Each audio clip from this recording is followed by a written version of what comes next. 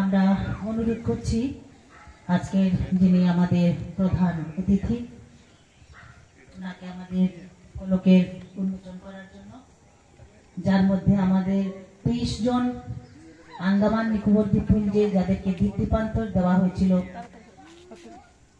এই 23 জন যোদ্ধার নাম এখানে খোদাই করা আছে।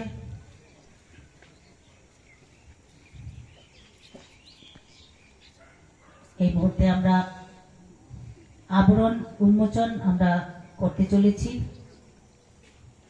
Unveiled by Sri Ram Prasad Pal Mahoday, Honorable Deputy Speaker, Tripura District Assembly, আজ 17 জানুয়ারি 2025 আজকের আমাদের এই স্মৃতি,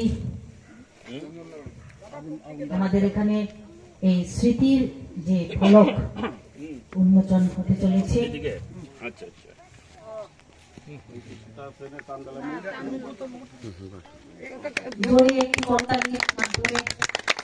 আমরা ধন্যবাদ জানাচ্ছি মহারাজা কুলচন্দ্র সেনাপতি